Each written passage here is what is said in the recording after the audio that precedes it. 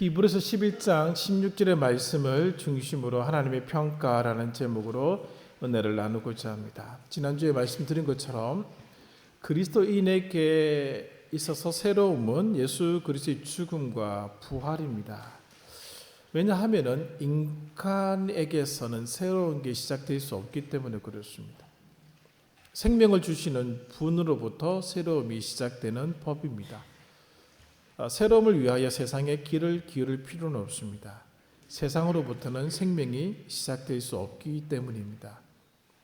세상은 생명을 줄 수가 없습니다. 오직 하나님만이 생명을 주실 수 있는 분입니다. 부활의 놀라운 점이 무엇인가 하면은, 부활이 왜 승리가 되는가 하면은 생명이 다시 시작되었기 때문에 그런 것이죠. 그리고 생명은 오직 하나님만이 주실 수 있는 영역의 것입니다. 인간이 그 영역을 침범할 수는 없는 것이죠. 그래서 새로움은 반드시 생명과 직결된다라고 하는 것이죠. 생명과 직결되기 때문에 새로움의 시작은 항상 예수 그리스도의 죽음과 부활로부터 시작된다라고 말씀을 드리게 되는 겁니다. 사사시대 이스라엘 백성들을 한번 생각해 보십시오. 40년을 광야에서 살았습니다. 광야에서 태어난 세대만이 가나안 땅에 들어가게 되죠. 그들이 눈으로 경험한 전부가 광야입니다. 그리고 나서 이제 가나안 땅에 들어가게 되는데, 광야 생활에 익숙했던 그들에게 이 농경 생활은 그야말로 새로운 그 자체였습니다. 풍성한 양식을 접할 수 있게 되었습니다. 매일매일 만나를 기다리지 않아도 땅의 소산으로 한 해 농사를 지은 것을 가지고 한 해를 살아갈 수 있는 놀라운 것을 경험하게 됩니다. 우리는 지금 익숙합니다만은 매일매일 하나님이 허락하시는 것으로 살아가던 사람들에게 이 축적된 문화는 굉장히 도전적이고 새롭게 다가올 수밖에 없다는 것이죠. 땅의 소산으로 인하여 풍족한 삶이 가능해진 겁니다. 하나님이 만나를 주시지 아니하여도 삶이 지속 가능하게 되었다라고 하는 것이죠. 이제는 만나만 의존했던 삶에서 벗어나게 되었습니다. 하나님을 의존하지 않아도 먹게 되었습니다. 하나님을 의존하지 않아도 먹게 되었습니다. 지난 40년 동안 그것은 있을 수 없는 일이었습니다. 그러나 가나안 땅에서 살게 되자 하나님을 의존하지 않아도 먹게 되었다는 것이죠. 살 수 있게 되었다는 것이, 이들에게 이 모든 것이 새로움이 될 수밖에 없는 겁니다. 그러니까 소위 문화라는 게 생겼습니다. 문제는 이런 생활들이 하나님을 잊어버리게 했다는 데 있습니다. 그들의 풍족한 삶의 중심에 하나님을 모시지 않았습니다. 주어진 신명기 8장 3절의 말씀을 그들이 잊은 것이죠. 항상 하나님을 중심으로 하는 삶과 인간이 중심이 되는 삶은 충돌하는 것 같습니다. 지금도 우리는 계속해서 이 충돌 가운데 살아가게 되는 것이죠. 하나님을 중심으로 하는 삶이 매번 소수인 것도 사실입니다. 우리 전부가 하나님을 믿는다라고 고백한 사람들이 여기 앉아 있습니다만은, 하나님을 중심으로 하는 삶, 그리고 인간이 중심이 되는 삶이 충돌하면서 결국 인간이 중심이 되는 삶의 방향으로 기울어져서 나타나는 것이 오늘날의 현실이다라고 하는 것이죠. 자본주의가 정점에 달한 작금의 시대는 말할 필요도 없죠.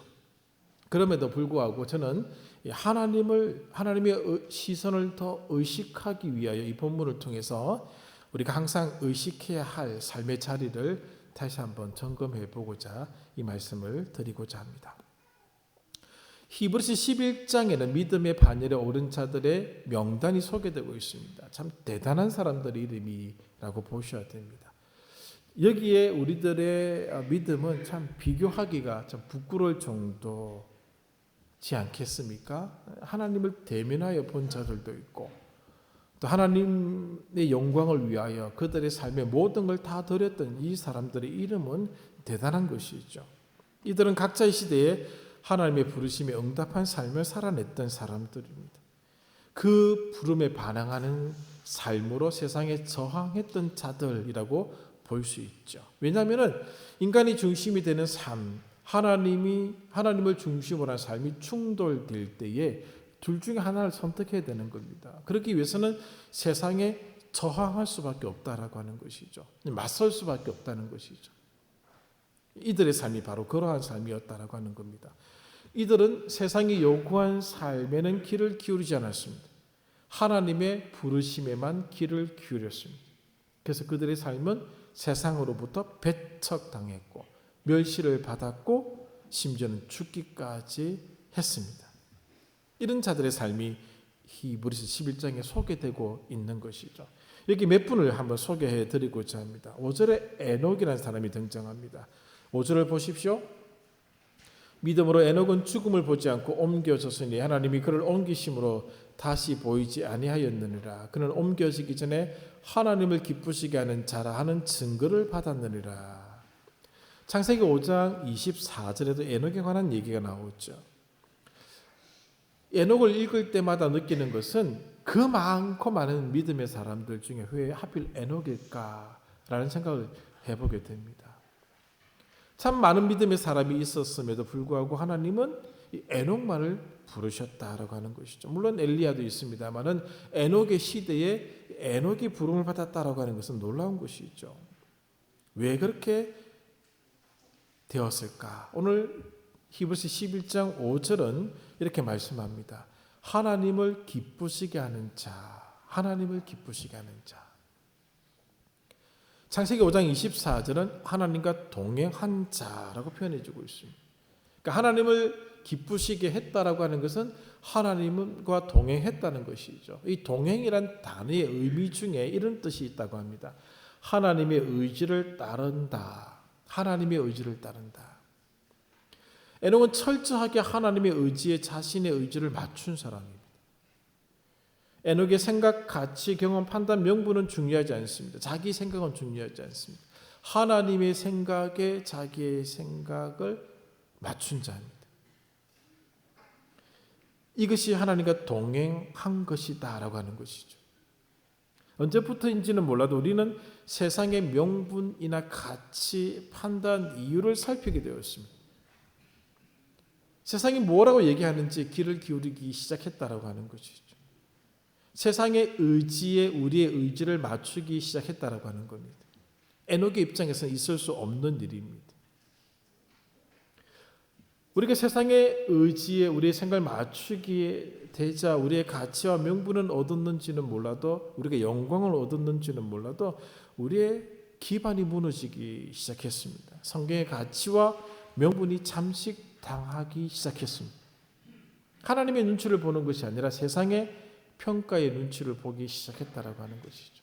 하나님이 무엇이라고 말씀하실까는 중요한 것이 아니게 되었습니다. 그래서 잊어버린 건 아닙니다. 항상 머릿속에 두고 있지만은 몸이 먼저 움직이는 것이 세상의 평가라고 하는 것이죠.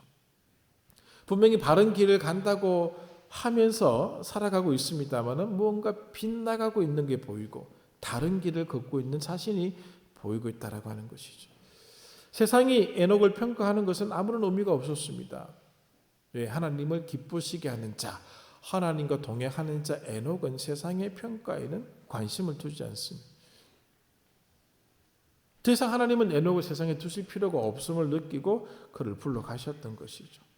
죽음을 경험하지 않도록 하셨다라고 하는 것이죠. 하나님을 기쁘시게 하는 자, 하나님과 동행한 자 에녹입니다. 하나님의 평가입니다. 하나님은 에녹이 하나님을 기쁘시게 했다라고 평가를 한 것이죠. 7절에 노아가 등장합니다. 믿음으로 노아는 아직 보이지 않는 일에 경고하심을 받아 경외함으로 방주를 준비하여 그 집을 구원하였으니 이로 말미암아 세상을 정죄하고 믿음을 따르는 의의 상속자가 되었느니라. 자, 노아를 우리는 잘 알고 있죠. 하나님을 경외한 자입니다. 의인이라고 창세기는 평가하고 있습니다. 물로 심판받았던 인류 중에서 유일하게 살아남은 가정의 가장이 바로 노아입니다. 노아의 가정만이 물 심판에서 제외되었다는 것은 유일하게 하나님의 평가에 노아가 합격점을 받았다라고 하는 것을 보여주고 있는 것이죠. 이 노아를 기점으로 세상의 평가와 하나님의 평가가 갈라지게 됩니다. 노아가 세상의 시선에 끌렸다면 죽었을 것입니다. 아무도 관심 가지지 않았던 보이지 않는 하나님의 경고에 관심을 두었던 사람입니다. 하나님의 시선을 의식했기에 이 노아와 그 가정은 생명을 보존할 수 있었습니다. 여러분, 에녹도 생명을 보존하였습니다. 새로움은 생명을 주시는 하나님과 연결되어 있다는 것을 볼 수가 있다라고 하는 것이죠. 다 죽었습니다. 에녹만이 살았어. 안 죽었습니다. 승천하였어요. 새로운 것 아니겠습니까? 다 물로 죽었습니다. 노아와 노아의 가정만이 살아남았습니다. 이것이 새로움이 아니겠습니까? 우리가 생각하는 새로움과 성경이 말씀하고 있는 새로움이 다르다라고 하는 것을 생각해 보셔야 됩니다. 이렇듯 하나님의 평가는 생명과 연결되어 있다라고 하는 것이죠. 노아를 향한 노아 당시의 사람들의 평가는 냉혹하였습니다. 보이지 않는 일에 대한 경고를 의식하는 자를 세상 사람들은 받아들일 수가 없었습니다. 그를 멸시했습니다. 그에게 미친놈이라는 평가를 내리지 않았겠습니까? 배를 만드는데 산에다 배를 만들고 있습니다. 물이 차서 올라올 것이라고 얘기하는데 누가 믿겠습니까?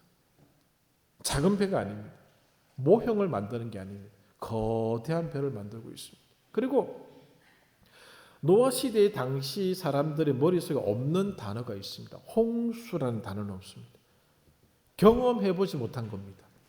단 한 번도 물이 넘쳐서 인류에게 괴로움을 주었던 적을 경험해보지 못했던 사람들에게 홍수는 있을 수 없는 일입니다. 단 한 번도 경험해보지 못했던 단어를 노아가 쓰고 있지 않습니까? 그런 얘기를 하는 사람을 세상은 가만히 두지 않는 것이죠. 그러나 노아는 하나님의 판단에 모든 걸 다 겁니다. 세상 사람들의 평가를 하나님의 판단에 다 걸어버렸습니다. 그래서 120년 동안 배를 만들어가는 과정 속에서 그가 겪었던 그 고통과 아픔은 이를 말할 수가 없었을 것입니다만은 하나님의 평가와 판단에 다 걸어버렸습니다. 그리고 창세기 7장 21절은 이렇게 말해주고 있습니다. 노아가 옳았다고. 나머지는 다 죽었습니다. 이 구절이 그것을 말해주고 있습니다. 다 죽었습니다. 노아와 방주에 들어간 동물들만 살아남았습니다. 노아가 옳은 것이죠. 생명이 보존된 겁니다. 이것이 새로움입니다. 새로움은 생명을 주시는 분으로부터 시작된다는 것이 에녹이나 노아를 통해서 확인해 볼 수 있다라고 하는 것이죠. 본문과는 좀 거리가 있습니다만 예레미야서 35장에 레갑 자손이 등장합니다. 겐 족속의 후예라고 알려져 있습니다. 겐 족속이라고 얘기하는 것은 이방인이라고 하는 것이죠. 이들은 이스라엘 백성과 함께 가나안 땅에 거주하면서 이스라엘 공동체 일환으로 점점점 바뀌어져 가고 있었습니다. 이들의 조상인 요나답은 북왕국의 왕 예후와 함께 바알 종교를 척결했던 일에 협력했던 사람입니다. 이 사람이 요나답이 후손들에게 참 이상한 삶의 원칙을 세워서 남겨주게 됩니다. 그것이 예레미야 35장 6절과 7절에 있는데 다음과 같습니다. 세 가지입니다. 집을 짓지 말라. 농사를 짓지 말라. 평생 장막에서 살라. 쉽게 말하면 베두인으로 살아가라 그 말입니다. 장막 생활, 유목 생활로 삶을 유지하라는 명령입니다. 그런데 더 놀라운 것은 후손들이 이를 철저하게 지켰다라고 하는 겁니다. 왜 이런 삶의 원칙을 요나답이 그의 후손들에게 남겨주었는가 하면은 풍요해지면 타락하게 된다는 거죠. 풍요해지면 하나님을 잊어버리게 된다는 겁니다. 하나님을 멀리하게 된다는 겁니다. 하나님을 멀리하게끔 되는 것보다는 차라리 집 없이 사는 것, 농사 짓지 않고 사는 게 더 낫다는 겁니다. 놀라운 겁니다, 여러분. 세상의 평가에 귀를 기울이지 않겠다는 겁니다. 우리는 지금도 예수 믿으면은 세상의 평가가 높아진다라고 착각하고 있습니다. 그것과 예수 믿는 것과는 아무런 상관이 없는데 누가 그렇게 만들었는지 모르겠습니다. 그리고 하나님은 이 레갑의 자손들에게 뭐라고 말씀하시는가 하면은 요나답의 후손이 영원히 끊어지지 않게 할 것이다 라고 말씀하십니다. 생명을 보장해 주는 겁니다. 이 어두운 세상에 굉장히 새로운 삶의 모습을 보여주는 것이 레갑 족속이다라고 하는 점이죠. 풍요의 세상에서의 새로움이 무엇인지를 이 레갑 족속이 보여주고 있습니다. 우리가 생각하는 이 새로움, 그것이 항상 풍요로움과 연결되어 있는데 레갑 자손의 시선에서는 그것과 연결되어 있지 않다라고 하는 것이죠. 그들에게 새로움은 하나님과 연결되어 있다는 점을 이들은 보여주고 있다라고 하는 것이죠. 자, 이들에 대해서 성경은 무엇이라고 평가하고 있는가? 11장 38절이죠. 이런 사람은 세상이 감당하지 못하느니라. 2022년도에 히브리서를 말씀드릴 때 이 부분을 다룬 적이 있습니다. 히브리서 한번 찾아보십시오. 지금 믿음의 사람들이라고 언급되어져 있는 이 많은 사람들을 성경은 평가하기를 세상이 감당하지 못하는 사람들, impossible people이라고 얘기하고 있습니다. 그때 저는 피트 다미안이라는 사람을 소개해드렸습니다. 주 10세기에 종교개혁 가들의 종교개혁자라고 불렸던 사람입니다. 이 피트 다미안은 단 한 사람의 청중만을 청중으로 생각했던 사람입니다. 절대 타협이 불가능한 사람, 하나님 한 분만을 의식한 사람, 그 누구와도 타협하지 않는 사람, 세상의 평가에 전혀 귀를 기울이지 않는 사람, 피트 다미안. 오스기니스의 저항이라는 책에서 이 사람을 이렇게 평가하고 있습니다. 이것이 에녹이든 노아든 레갑 족속이든 다미안이든 평가하는 기준입니다. 세상이 감당하지 못하는 사람. 그런데 16절 본문을 보십시오. 하나 더 평가가 나오더라는 것이죠. 자, 하반절입니다. 세 번째 줄부터. 하나님이 그들의 하나님이라 일컬음 받으심을 부끄러워하지 아니하시고, 하나님이 우리의 하나님이라 나의 하나님이라 일컬음 받으심을 부끄러워하지 아니하시고, 하나님이 에녹의 하나님이라 노아의 하나님이라 모세의 하나님이라 일컬어지는 것을 부끄러워하지 아니하시고, 다시 말씀드리면은 하나님께서 부끄러워하지 않을 이름들이 노아고 에녹이고 모세고 피트 다미안이고 레갑 족속이고 그 말입니다. 세상이 알아준다고 해서 하나님이 알아주시는 것 아닙니다. 세상이 칭찬한다고 해서 하나님이 칭찬하시는 것도 아닙니다. 지금 히브리서는 두 개의 평가를 하고 있는데 38절의 평가도 하고 있고 16절의 평가도 하고 있습니다. 하나님께서 나의 하나님 되심을 부끄러워하신다면 여러분 어떻겠습니까? 야, 너는 내가 부끄러워.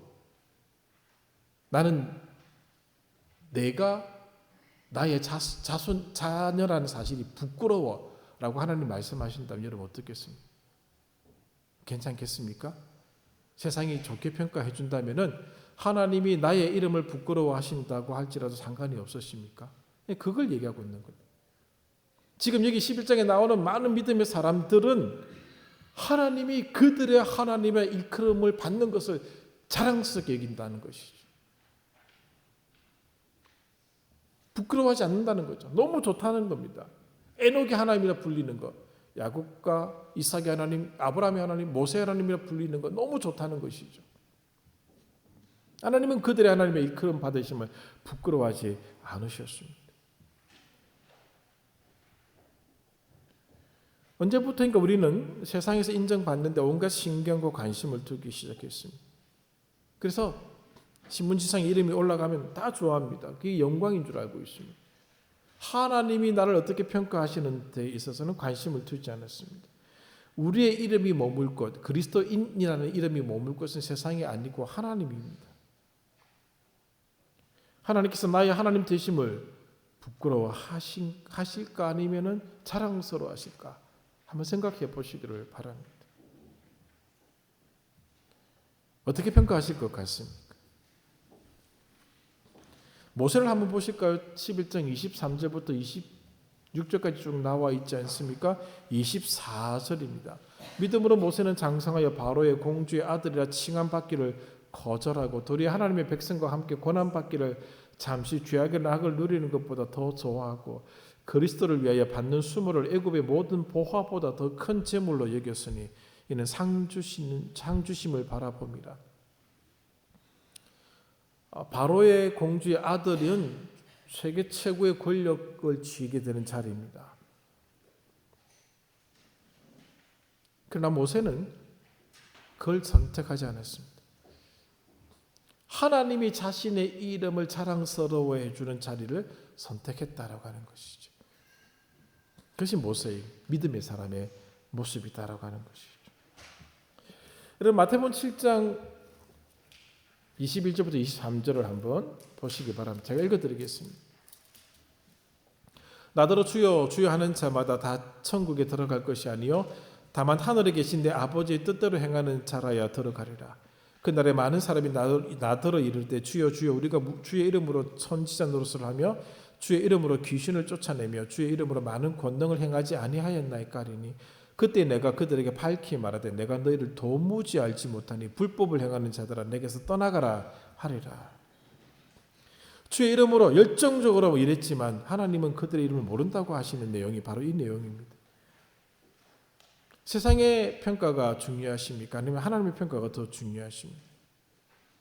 여전히 세상의 평가가 중요하시다고 여기시면 지금처럼 살면 됩니다. 그러나 하나님의 평가가 더 중요하게 여겨지신다면 하나님이 나의 이름을 부끄러워하지 않는 게 더 중요하다고 여겨지신다면 삶의 방향을 바꾸셔야 된다는 것이죠. 누구를 의식하고 살아가십니까? 다 저를 비롯하여 저를 선두로 하여서 우리 모두는 다 사람을 의식하고 살아갑니다. 그렇죠. 옷을 입을 때도 사람을 의식하죠. 살아가는 삶의 모습도 사람을 의식하죠. 살아왔던 삶의 모습들 다 사람, 직업을 가져도 사람을 의식하고 모든 것 다 사람을 의식합니다. 중요한 것은 하나님이 그렇게 살아가고 있는 나의 삶을 바라보시면서 부끄러워하실까 자랑스러워하실까. 히브리서 11장에 나오는 이 많은 사람들에 대해서 하나님은 내가 그들의 하나님 에녹의 하나님 됨을 나는 부끄럽지 않다. 노아의 하나님이 됨을 나는 부끄러워하지 않는다 라고 말씀하시는 거죠. 그런데 너의 하나님이 되는 것 참 내가 부끄럽다.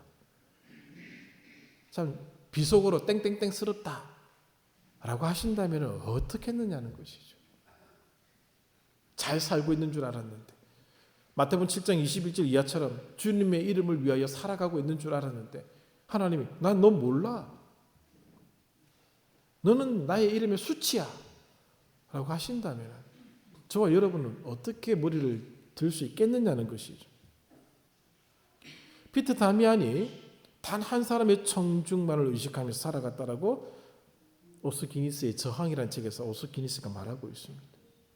쉬운 것이 아닙니다. 그러나 오늘 그러한 삶을 살았던 사람들의 명단이 이 히브리서 11장에 등장하고 있다라고 하는 것이죠.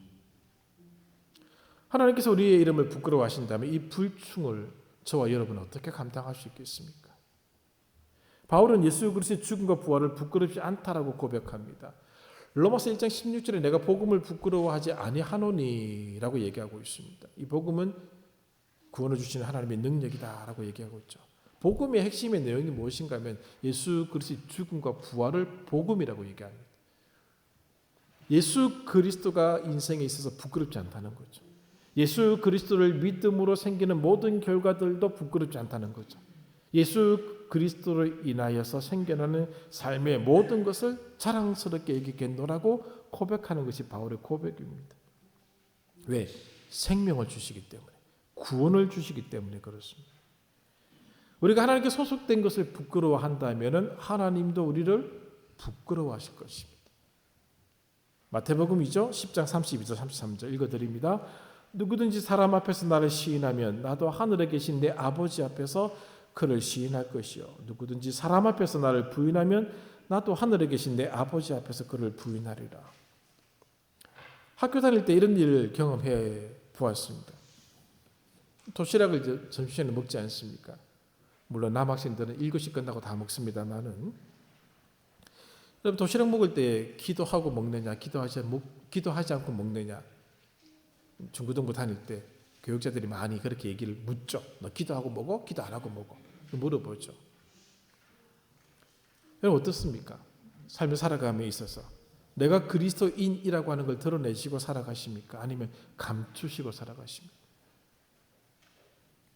도시락 먹는 건 아무것도 아닐 겁니다. 그래서 많은 사람들 나름대로 신실한 신앙을 살아갔던 아이들, 여자아이들은 권사라고 부르고 남자아이들은 장로라고 부르고 목사라고 부르고 그런 얘기를 많이 듣지 않습니까? 어린 시절이지만 어린 나이지만은 자기가 가진 신앙을 드러내고자 하나님을 믿고 있는 것이 부끄럽지 않기에 그것을 자랑스럽게 여겼던 그런 모습에 대한 좀 비꼬는 평가이기는 하지만 그런 평가를 듣는 것이죠. 여러분들 어떠십니까? 우리가 머물고 있는 삶의 자리에 그리스도인으로 자기를 드러내고 계십니까? 아니면 숨기시고 계십니까? 숨기신다면 하나님이 나의 하나님 되심이 부끄러워지시는 겁니다. 드러내신다면 하나님이 나의 하나님 되심이 부끄러워지지 않게 되는 것이죠. 사람 앞에서 하나님을 부끄러워했는데 하나님이 나타나셔서 야 나도 네가 부끄러워 라고 하신다면 그 불충을 어떻게 감당할 수 있겠습니까? 사람 앞에서는 잠깐입니다. 하나님 앞에서 영원입니다. 우리가 하는 말, 우리가 하는 행동, 우리가 하는 생각 그 모든 것이 하나님이 나의 하나님 되심을 부끄럽게 한다면 얼마나 부끄러운 일이 되겠는가라고 하는 것이죠. 히브리서는 이 믿음의 사람에 대해서 우리 항상 38절만 생각했는데 16절이 있더라는 것이죠. 하나님을 부끄러워하지 마십시오. 세상에서 하나님의 자녀로 살아가고 있는 것에 부끄러워하지 마십시오. 내가 하나님이 요구하는 삶을 다 충족시키지 못한다 할지라도 괜찮습니다. 자식들 키워봐서 알지 않습니까? 100% 마음에 드는 자식이 있습니까? 없지 않습니까? 그렇게 키워낼 수도 없는 것이고. 그런데 그 자식이 아빠를, 엄마를 피하고 부끄러워한다면 그 억장이 무너지는 아버지, 어머니의 모습을 우리는 잘 알고 있지 않습니까? 근데 우리가 하나님을 부끄러워한다면 하나님이 어떻게 했습니까? 집에 가서 어떻게 아버지 얼굴을 뵐 수 있겠습니까?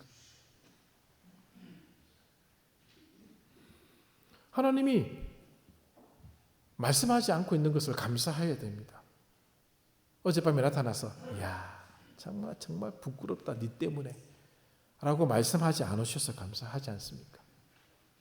매번 나타나셔서 부끄럽다 네 때문에 또 다음에 부끄럽다 네 때문에 미친 노량이죠. 기다려주시지 않습니까?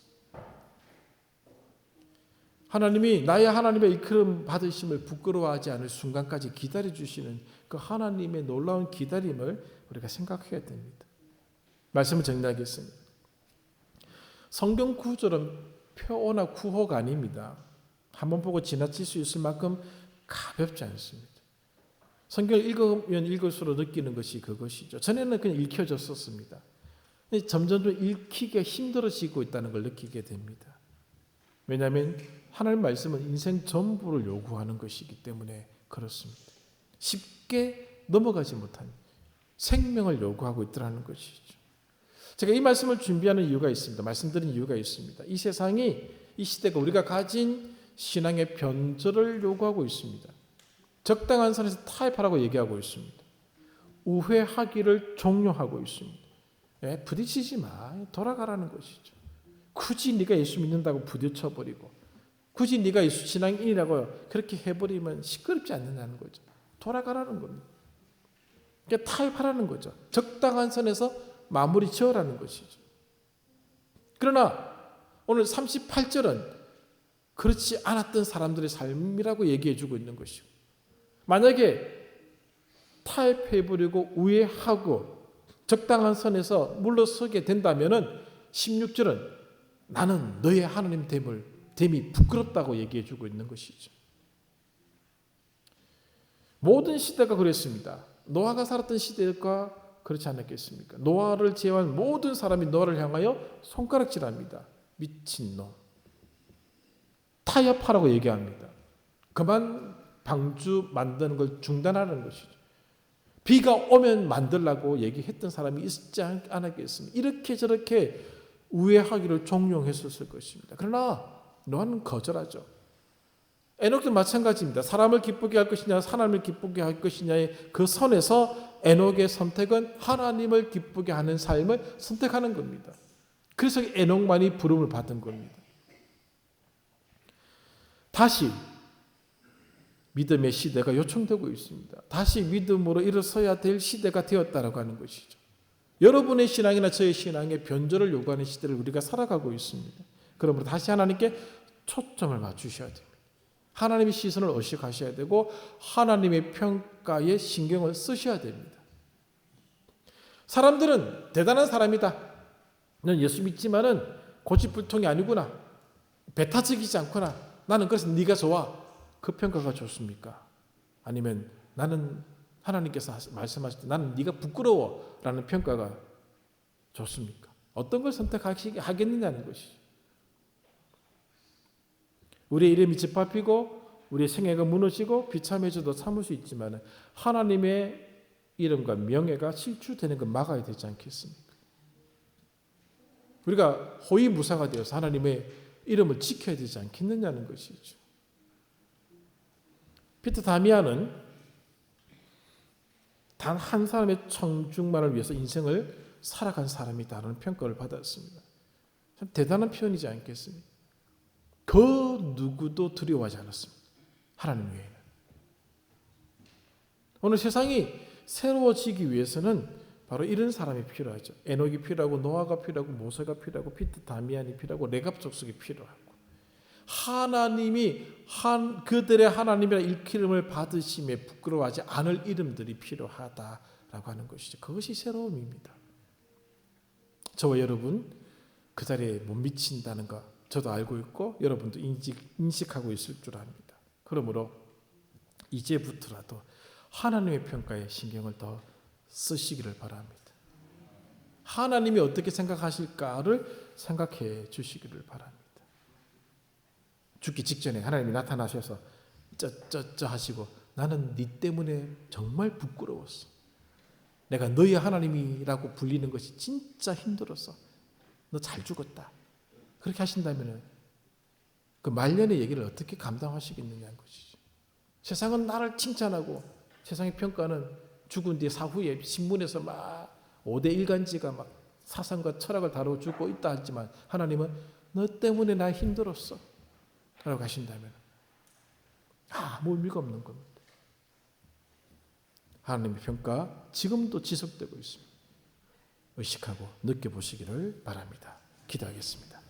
하나님 아버지, 저희들의 삶이 참 부끄럽습니다.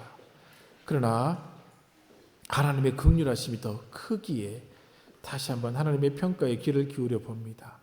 하나님을 의식해 봅니다. 그 옛날 믿음의 사람들이 걸어갔던 것처럼 하나님이 요구하시는 삶의 자리에 있기를 원합니다.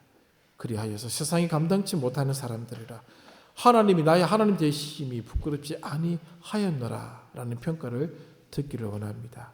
사랑하는 영광교회 모든 성도들이 이 평가에 다 합격하게 하여 주시옵소서. 예수님의 이름으로 기도합니다. 아멘.